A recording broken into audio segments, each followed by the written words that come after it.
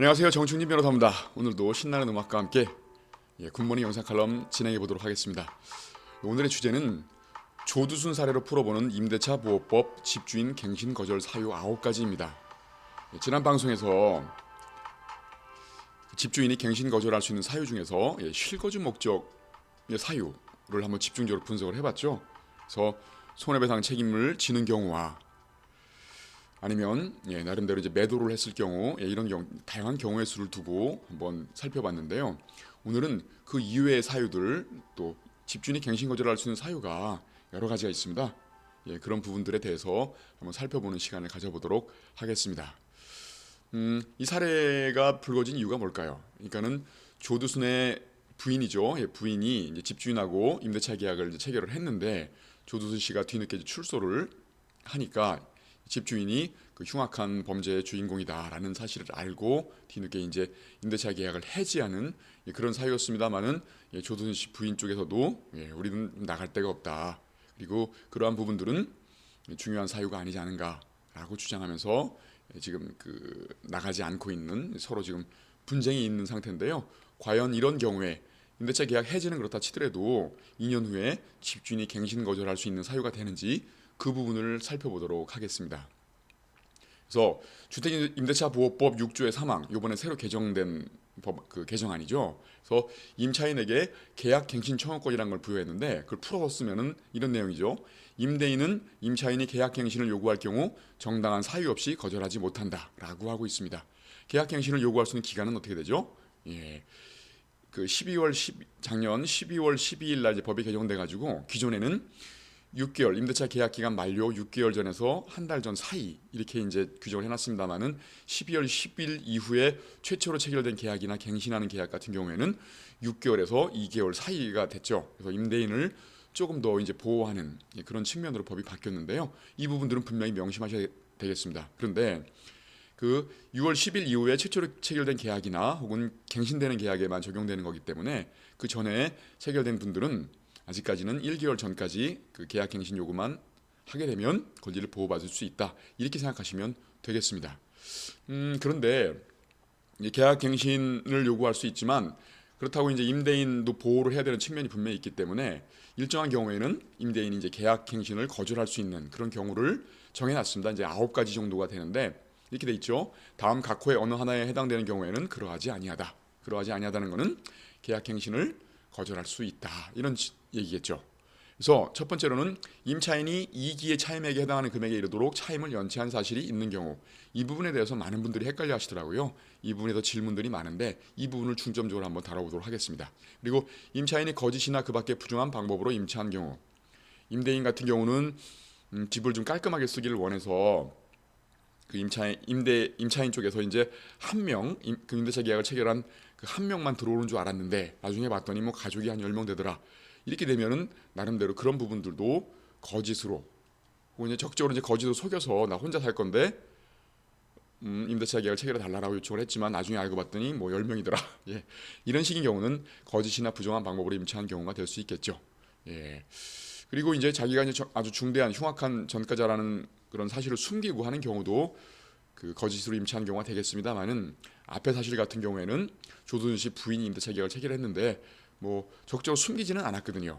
서로 몰랐을 뿐인 것이죠. 이걸 착오라고 하는데 그런 부분인 거기 때문에 갱신거절 사유로 되기는 좀 어렵겠다. 이렇게 보시면 되겠고요. 그리고 지금 많이 문제가 되는 게 이제 3호인데 서로 합의하여 임대인이 임차인에게 상당한 보상을 제공한 경우 물론 이제 임차인이 갑작스럽게 내몰리게 됐으니까 임차인에게 이제 경제적인 그런 보상을 해주는 게 바람직하겠습니다만은 요즘에 많이 문제가 되는 부분들은 임차인이 이런 규정을 악용해가지고 상당히 거액의 금액을 요구를 하는 경우들 이런 경우들이 문제가 되는데 집주인이 이제 한 1,000만 원 주고 보상을 주고 원만히 해결하기로 합의를 했는데 뒤늦게 이제 이런 규정이 있다는 걸 알고 나서 뭐 한 5천만 원, 1억씩 막 이렇게 증액을 하는 임차인들 때문에 요즘에 그 임대인들이 많이 그 골치가 아프다 뭐 이런 식의 기사들을 많이 봤는데요. 그래가지고 어떤 그 임대인 같은 경우는 임차인이 1억이나 요구를 하는 바람에 차라리 임차인을 끼고 팔게 되면 좀 싸게 팔아야 되지 않습니까? 그래서 원래는 이제 그 비싸게 팔 수 있었는데 임차인을 하도 무리한 요구를 하다 보니까 임차인에 1억을 줄 바에는 차라리 2억을 싸게 팔겠다. 예. 어떻게 보면 합리적인 관점에서는 좀 그렇지만 감정이 많이 상하신 것 같습니다. 예, 그런 식으로 해가지고 2억을 떨어뜨려서 임차인을 끼고 파는 그런 경우도 발생하고 있죠. 그래서 아무리 경제적인 약자인 임차인이라고 하지만 합리적인 기준하에서 정당한 보상을 요구한다 그러면 바람직하겠지만 그렇지 않은 경우 이 규정을 악용하는 경우는 좀 문제가 있지 않겠는가 싶겠고요. 그리고 4호로는 임차인이 임대인의 동의 없이 목적 주택의 전부 또는 일부를 전대하는 경우, 전대라는 것은 임차인이 또 다른 사람에게 또 임대를 주는 경우겠죠. 그래서 방 3개짜리 아파트 같은 경우에는 방 하나를 돈을 받고 다른 사람에게 이렇게 임대를 준 경우 이걸 전대라고 하는데 이런 경우에는 임대인이 갱신을 거절할 수 있다. 그리고 임차인이 임차한 주택의 전부 또는 일부를 고의나 중대한 과실로 파손한 경우 못을 박지 말아라 라고 했음에도 불구하고 여기저기 못을 박아놔가지고 좀 집이 좀 파손돼 있다라고 한다면 갱신 거절할 수 있는 사유가 될 수도 있겠다. 그리고 이제 애완동물 같은 걸 키웠을 때에 애완동물을 키우지 말라라고 합의를 했다고 한다면 이제 그게 이제 그 의무 위반한 거니까 나중에 갱신 거절할 수 있겠습니다만은 그런 합의가 없는 경우에는 또 갱신 거절할 수 있겠는가? 보통 이제 애완동물을 키우게 되면 집이 이제 많이 파손이 되죠. 문짝 같은 거 막 긁히고 이 바닥 같은 거, 장판 같은 거 다 까지고 이런 것들 있지 않습니까? 그런 경우에 이 조항을 근거로 갱신 거절할 수 있는 가능성이 있다. 이렇게 보시면 되겠고요. 그리고 6호 임차한 주택의 전부 또는 일부가 멸실된 경우 뭐 이런 것들은 뭐 크게 중요하지 않겠고요. 그리고 임대인이 재건축을 하거나 철거하기 위해서 그 주택의 점유를 회복할 필요가 있는 경우 이 부분도 한번 보시면 알겠고요. 그리고 8번이 되게 중요하죠. 임대인이 목적 주택에 실제 거주하는 경우 임대인뿐만 아니라 직계 존속, 비속 이런 부분들. 직계 존속이라고 한다면 이제 할머니, 할아버지, 아버지 이런 거 비속은 아들, 딸 뭐 이런 게 되겠죠. 형제 자매 같은 경우는 포함이 안 되죠. 그래서 임대인 혹은 임대인이 준하는 직계 존비속이 거주하려고 하는 경우는 갱신 거절할 수 있다. 이런 부분들에 대해서는 지난 방송에서 굉장히 꼼꼼히 설명을 드렸으니까 지난 방송 한번 찾아보시면 되겠고요. 그리고 또 이제 9호가 중요한데 그 밖에 임차인이 임차인으로서 의무를 현저히 위반하거나 임대차 계약을 계속하기 어려운 중대한 사유가 있는 경우 이런 부분에도 갱신 거절할 수 있겠다. 하지만 우리가 이제 집중 검토를 해봐야 될 거는 1호 임차인이 이기의 차임액에 해당되는 금액에 이르도록 차임을 연체한 사실이 있는 경우와 그다음에 그 밖에 임차인이 임차인으로서 의무를 현저히 위반하거나 임대차를 계속하기 어려운 중대한 사유가 있는 경우 이 부분에 대해서 한번 집중적으로 검토를 해볼 필요가 있겠죠. 그래서 이 갱신거절 사유 중에서 첫 번째 임차인이 이기의 차임액에 해당되는 금액에 이르도록 연체한 사실이 있는 경우 이 부분에 대해서 많은 분들이 헷갈려 하시는 내용들을 한번 정리를 해보겠습니다. 그래서 이기의 차임 연체의 의미가 무엇인가? 이기 차임에 대해서 단순하게 2회의 연체 이렇게 생각하시는 분이 계시더라고요. 그런데 2회의 연체가 아니라 2기의 차임액에 달하도록 연체한 경우입니다. 그래서 만약에 월차임, 쉬운 말로 이제 월세겠죠. 월세 100만 원인데 만약에 이제 1월 달에 50만 원, 2월 달에 50만 원 이렇게 해서 이제 두 번을 연체를 했다라고 한다면 2기의 차임에 연체됐으니까 갱신 거절하거나 임대차 계약을 해지할 수 있겠다라고 생각하실 수 있겠습니다만은 그게 아니라 2기의 차임액에 달하도록 연체한 경우이기 때문에 월차임 100만 원이면 2기면 얼마인가요? 200만 원이죠. 200만 원에 달하도록 연체가 된 경우에만 가능하다. 그래서 50만 원씩 4번을 연체를 해야겠죠. 그러니까 50만 원씩 2번만 연체하게 되면 2기의 차임에 달하도록 연체한 경우가 아니다. 이렇게 생각하시면 되겠고요. 그래서 월차임 100만 원이라고 한다면 200만 원에 이를 때까지 2번 연체를 해야 된다. 그리고 많은 분들이 또 차임 연체는 연속적으로 해야 된다라고 생각하시겠습니다만은 차임 연체는 연속적일 필요는 없다. 그래서 1월 달에 한번 연체하고 2월 달엔 냈다가 3월 달에 또 한번 연체했다라고 한다면 2기에 달하도록 차임 연체가 되는 경우겠죠. 그런데 여기서 주의하셔야 될 거는 임대차 우리는 지금 갱신 거절 사유를 보고 있는 거지 않습니까? 근데 갱신 거절이 아니라 임대차 계약 기간이 남아 있음에도 불구하고 계약을 해지하고 싶다. 이런 경우에는 차임이 이제 이렇게 2기의 차임에 달하도록 연체하는 거 이건 똑같은 규정이 있습니다만은 그런데 이제 만약에 연체를 하다가 뒤늦게 갚았다고 치자고요. 갚았다고 한다면 그 연체의 사실을 근거로 해가지고 그 계약을 해지할 수 있을 것인가? 그렇지는 않다는 거죠.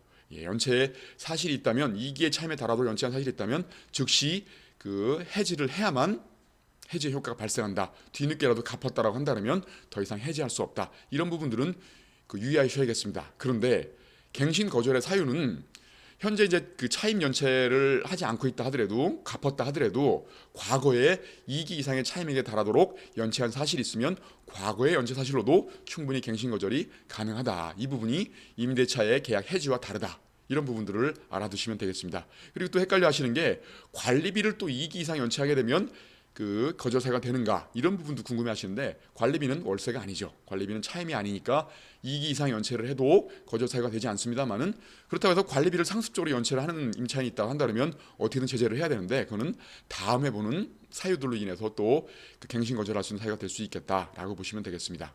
그리고 갱신거절 3호 중에서 서로 합의해서 상당한 보상액을 지급한 경우 이게 이제 문제가 되는 게 상당한 보상액을 지급한 경우라고 되어 있지 않습니까? 그래서 상당한 보상액을 지급하기로 합의한 경우 이런 경우는 어떻게 될 것인가? 이거는 아직까지는 상당한 보상액을 지급하지 않았기 때문에 임차인이 이제 상당한 보상액을 더 달라, 더 높여달라고 요구를 한 경우에 어떻게 될 것인가 이런 부분인데 처음에는 1,000만 원 주겠다고 엄마니 합의했다가 나중에 이제 악용하기 위해서 뭐 5천만 원 달라, 1억 달라 이렇게 했을 경우에 임대인을 보호할 방법이 있겠는가 이런 부분인데요.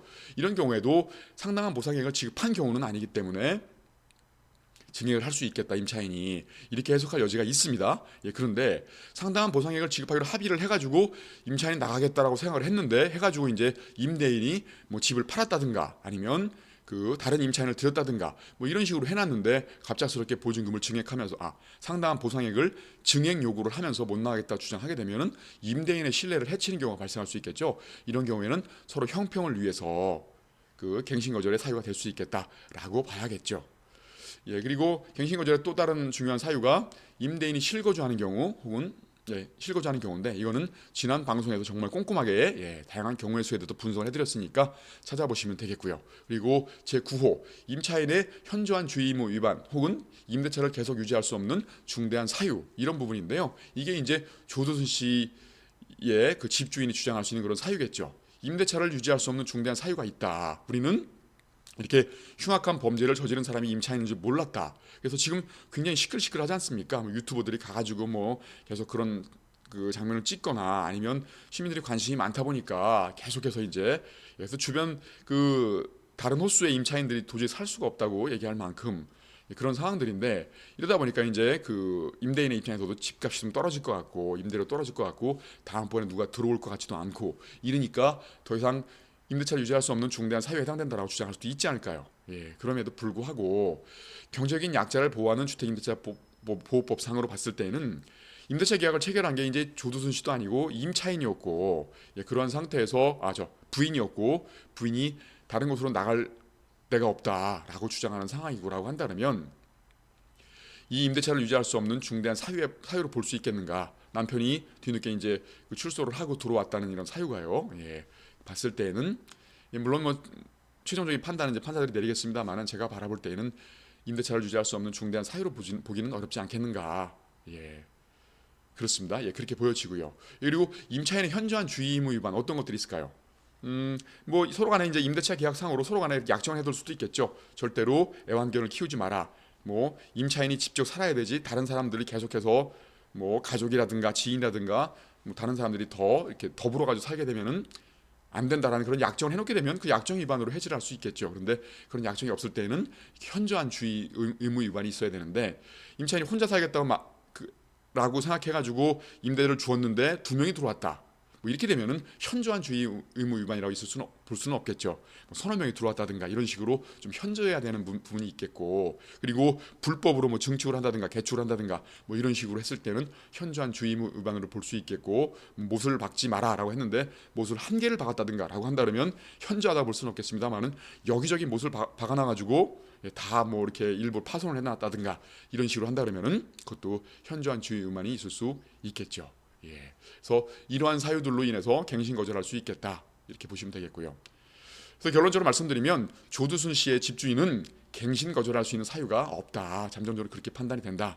왜냐하면 임대차를 계속하기 어려운 중대한 사유가 있다고 보기가 어렵다는 거죠. 그리고 경제적 약자인 임차인을 보호하는 그런 추세로 판단하는 것들이기 때문에 그런 식의 추세이기 때문에 실제로 그 부인이 체결한 계약들 그런 부분들 게다가 지금 여기서 쫓겨나게 되면 다른 쪽에서도 거의 들어가기 어렵지 않습니까? 이런 경우를 고려해 봤을 때에는 계약갱신의 거절 사유로 참기가 어렵다. 이렇게 볼 수 있겠습니다.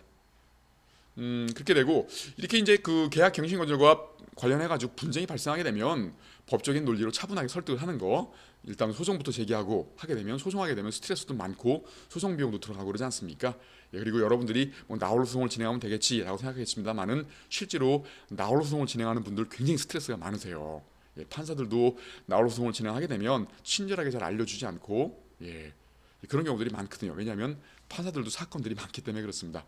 그러니까 소송하지 말고 법적인 논리로 차분하게 제 방송 두 편을 보시면서 이 방송을 한번 봐라. 이렇게 되면 임차인 당신한테 권리가 없거나 임대인 당신한테 권리가 없으니까 그냥 합의합시다. 뭐 이런 식으로 차분하게 설득을 하는 거 이게 가장 바람직하겠고요. 근데 만약에 합의가 안 되면 그렇게 되면은 시간적인 그 누수를 줄이기 위해서라도 바로 명소송을 진행하십시오.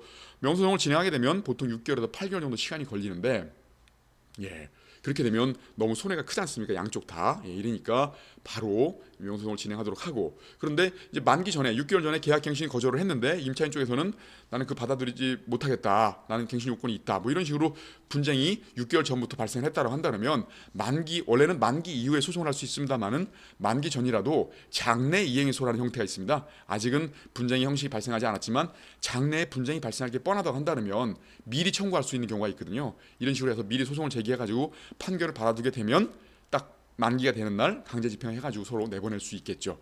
이런 식으로 조치를 취하게 되면 합리적으로 해결할 수 있겠다. 이렇게 보시면 되겠습니다. 예, 오늘의 방송은 이쯤에서 마치도록 하겠습니다. 예, 예, 죄송합니다. 지금 예, 다음번에도 또 알찬 주제를 가지고 찾아뵙도록 하겠습니다. 저는 그 부동산 전문업범 법무법인 열리는 대표 정충진 변호사였습니다. 감사합니다. 좋아요와 구독, 공유까지 꼭 부탁드리겠습니다. 감사합니다.